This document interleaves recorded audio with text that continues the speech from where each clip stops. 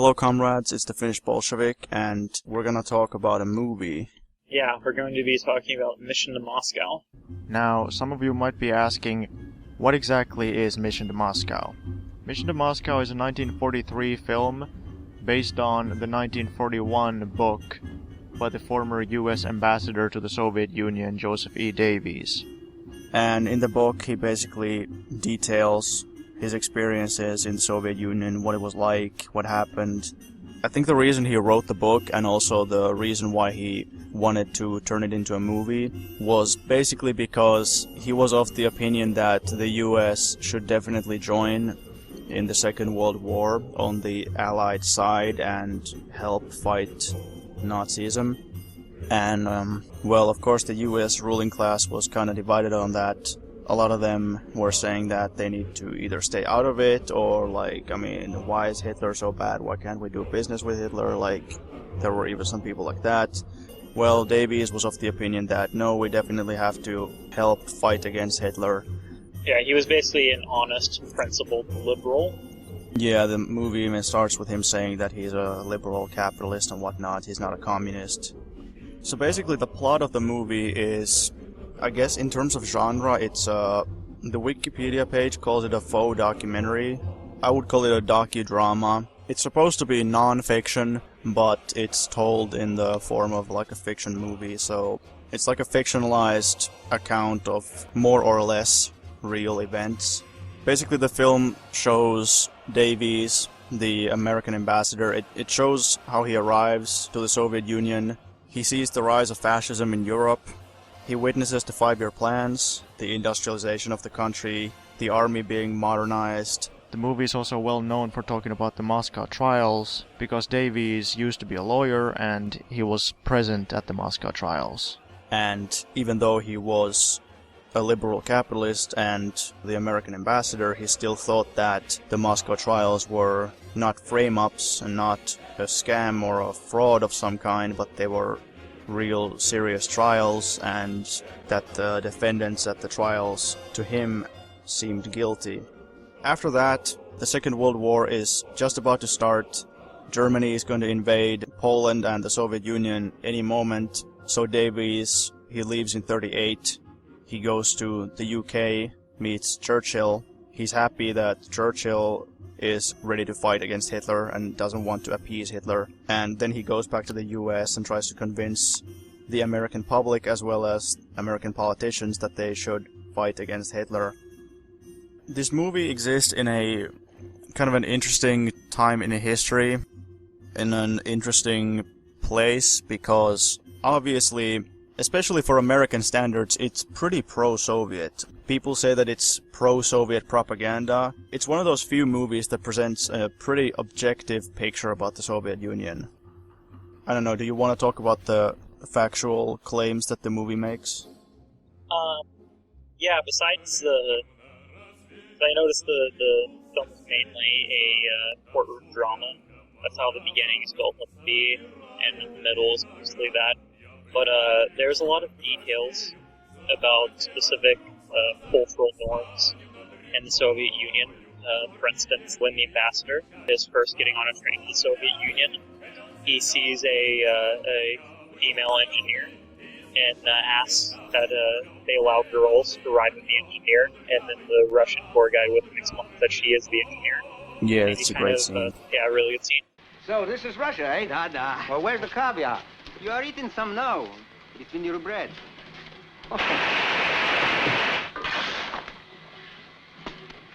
Say, do you let girls ride with the engineer? She's the engineer. Hi.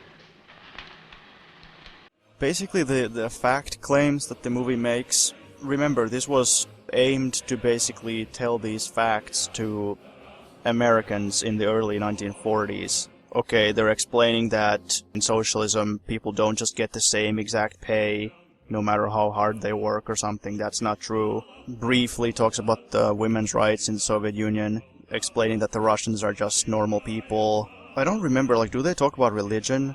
Not that I recall. There's another movie that's sort of similar called Days of Glory. That's an American film, also made in the 40s, that depicts Soviet partisans. And I think in that movie they talk about how you can still be a Christian in the Soviet Union or something, because one of the partisans has a cross or something. A bunch of the things that the movie says is that the Nazis are saying that the Soviet army is super weak. The US didn't want to join the Soviet side in the war if the Soviet army is just gonna be like decimated in seconds, but Davies was of the opinion that actually the Soviet army is quite strong. And of course, that's not a crazy claim to make. He proved to be perfectly correct about that. He says that the 5-year plans turned out to be a success and were industrializing the country and whatnot. And of course, at the time, the capitalist media was saying that the 5-year plans are going to fail and that they're going to be a disaster. But of course, once again, we know that they did help Russia industrialize, and they were a big contributing factor to them winning the war. So the points that he's arguing in the book and in the movie, they're not really all that crazy, all that propagandistic or something. They're simply factual statements. But how did a movie like this ever get made? How did the US allow the production of a movie that gives a more objective and more accurate depiction of the Soviet Union without just slandering and attacking the Soviet Union? Well, it was made in early 1943, so obviously during the war, and it was this exceptional circumstance because they were in the Second World War and they were both on the same side fighting against Germany. For this reason, the US allowed the creation of a small handful of movies that were either pro-Soviet or at least painted the Soviets in a more realistic light and depicted Russian characters as actual people instead of these weird monsters or something. Yeah, I have to say, I think it was a interesting period where if you look at something like Most Dangerous Game from, I think, 33, it was not that long ago. The main villain in that is Russian, and basically only talks shit about how awful Russia is in the 20s then. And then, of course, there's the whole Asiatic hordes. But I think with this movie, and it's a matter of convenience, because obviously you need to show your public that you're allies in a war. You know, you're not allied with subhumans who can barely fight or whatever, because then you would lose prestige. And then that's why I think you start seeing at least a more humanizing attitude towards the Russians. And also in music, this was an interesting period for American-Soviet relations. Oh, yeah. Something like Stalin Wasn't Stalin, which is an incredibly pro-Stalin song. But not even from a communist point of view, still from a very American point of view. This movie has some pretty good music too. They used a bunch of actual Soviet music, even though it was recorded by an American orchestra, I think. Actually, right before this movie was made, the US made some outright anti-communist movies as well. They made this ridiculous, Winter War movie. You remember that? Is that the one where they fight on a mountain? Yeah. Yeah, in 1940, the US made this preposterous Winter War movie called Ski Patrol. The Wikipedia page is priceless. It says, the plot takes great historical liberties in its storyline. No shit. Yeah, you can say that again. They're fighting on these crazy tall mountains. They obviously don't know that Finland, let alone Karelia, doesn't have any mountains in it. Yeah, not only was there Russophobia and more covert anti-communism in American movies at the time, but they even made outright anti-Soviet, anti-communist propaganda movies, which were not remotely historically accurate. And of course, right after the war ended, McCarthyism happened. The House Committee of Un-American Activities, which was an organization that basically tried to hunt down communists in the US, they cited Mission to Moscow as one of the 3 noted examples of pro-Soviet films in Hollywood. And apparently they said that it's unquestionably the most blatant piece of pro-Stalinist propaganda ever offered by the American mass media. What were the other 2? North Star and Song of Russia. I haven't seen those. Mission to Moscow is still a pretty objective look. It has a very dry, docudrama style to it. it's not much of a propaganda movie in that sense. It doesn't use any propagandistic tactics, whereas something like Days of Glory is an actual action movie with Russian partisans like killing Nazis, and it lends itself more to like propagandistic use, in my opinion. In case people don't know, there was a thing called the Hollywood Blacklist, which basically meant that movie producers, actors, other people involved in producing movies were basically blacklisted, meaning they couldn't get a job in the movie business anymore because they were suspected of being communists. Being a communist is not supposed to be a crime in the US, and none of those people were ever tried for being communists. It's actually pretty funny. Like, they talk about Russian fraudulent fake trials supposedly, but then they go on and have their own actually fraudulent trials. They were claiming that Hollywood is like this nest of communist liberals spreading red propaganda to every living room and stuff like that. Similar to the whole conspiracy that every college professor is a secret Marxist, like brainwashing your children, you know? Postmodern cultural neo-Marxist. Precisely. Of course, there were actual communists like Paul Robeson, who was entirely blacklisted and entirely purged from ever making movies again, and his career was ruined by it. But he never hid the fact that he was a communist. There was also Dalton Trumbo. Chaplin, of course. In modern times, the 1930s Chaplin movie, it has like some low-key socialist moments, and then of course he made the movie against Hitler. A great dictator. The movie that got him blacklisted was the 1947 film Monsieur Verdot, in which he marries older rich women to murder them and then steal their fortunes. It was a criticism of capitalism, and that's what finally got him blacklisted and then eventually exiled. Really? Yeah. That sounds pretty obscure. I haven't seen that one. It sounds pretty allegorical, and they still figured out that it was against capitalism. Yeah. Interesting. You want to talk about the production quality of the movie? Yeah, sure. Mission to Moscow has probably one of the worst Stalins. Yeah, if there was a scale of movie Stalins, this would be the one on 0. If like Mikhail Gelovani or whatever his name is, if he's like 10, then this guy is like other end of the spectrum. The movie Stalin spectrum.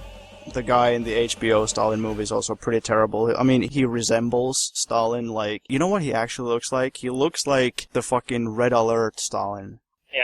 And he sounds like Wario. I think all their money went into getting the best-looking Kalinin as possible, and then they didn't have any for Stalin. They just got some, like, older guy who has kind of the same hair and then a fake mustache. But it's pretty jarring, because in the movie they also show stock footage of the real Stalin. Kind of like an Ed Wood movie. It's very obvious when it's stock footage and it's not. True that. But apart from that, I mean, it looks pretty accurate when they're in the Kremlin. It pretty much looks like the Kremlin. The parade scene when they're outside watching the military parade, that was done okay. Yeah, and I also think, besides the Stalin, they did a pretty good job on costume design and actually getting actors that looked like other party officials. The one thing people bring up sometimes is that when they're depicting the Moscow trials, I think Davies was only present at the Bukharin trial, but in the movie they show Bukharin and then Tukhachevsky at the same trial for the sake of simplicity. In reality, the Tukhachevsky trial was secret. Tukhachevsky's trial was a military trial that was not open to the public, so people sometimes point to that as like falsifying history or something, but I don't think it was meant to be like as detailed as that. They don't mention that there were several trials and not just one trial. Like, it really doesn't matter. Yeah, it was just a shorthand. Yeah, it really changes nothing. Did they use the actual transcript from the Bukharin trial? I don't think so. I mean, they paraphrased it a little bit, I think. It was basically saying, like, yeah, Trotsky said that he's not in connection with us, but he is, which turned out to be true. That our plan was to, if Germany attacks, we make an unfavorable peace with Germany. We give them, like, a bunch of territory, and then we make a peace. Then we get to take power in the Soviet Union. He even says in the movie, when they ask who was supposed to be the leader of your coup, he says that we were not in agreement about that. Which is a bit surprising because if it was supposed to be a propaganda movie or something, why didn't they just say, like, oh, Trotsky or something? But he says we were not in agreement about that, which is what the actual documentary evidence points to.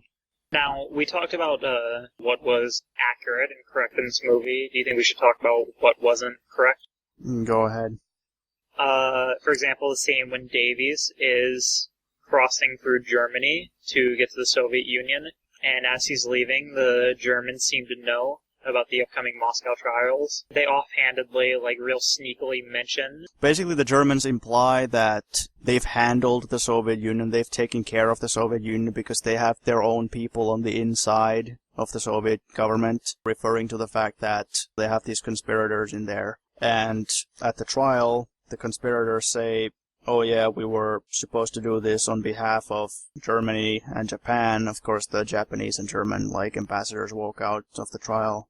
But once again, what a crazy accusation to say that the Germans and the Japanese were plotting something against the Soviet Union. Crazy accusation, right? I'm sure this is just anti-Japanese, anti-Nazi propaganda. Slander. Yeah. Did Davies actually meet Stalin? Yeah, he did. The budget for the movie was like $1.5 million, so not like a crazy expensive movie, kinda typical.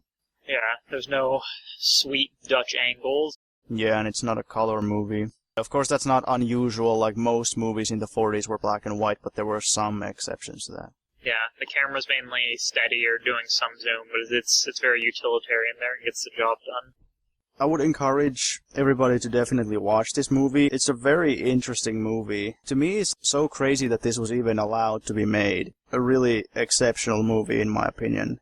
It's interesting how it's pro-Soviet, but still in a very American way, on very American terms. And even the ending of it, it's not a pro-socialist movie by any means. The ending of the movie just says, let's hope for world peace and, like, human fraternity and friendship and stuff like that. It's very general, humane values. Yeah, and the main, I guess, pro-Soviet aspects of it mainly are just Davies realizing that Soviets and Americans aren't so different. All throughout the movie, he stresses that I'm a capitalist, you're socialist, but we have a common enemy and we're also people. You guys are not aggressing on anybody. We shouldn't aggress on you. Hitler is trying to conquer the world, so he's the one we should be worried about. It argues for friendly relations towards the Soviet Union, but not in favor of communism. It's basically like a movie in favor of peaceful coexistence. Diplomatic than political or war movie or historical drama. That's what he tried to do. I mean, he wanted better relations with the Soviet Union and he wanted to stop Hitler. Specifically, how would you rate this movie out of 10? That's a difficult question. I mean, I would probably say 9 out of 10. Kind of weird. How do you rate a movie like this?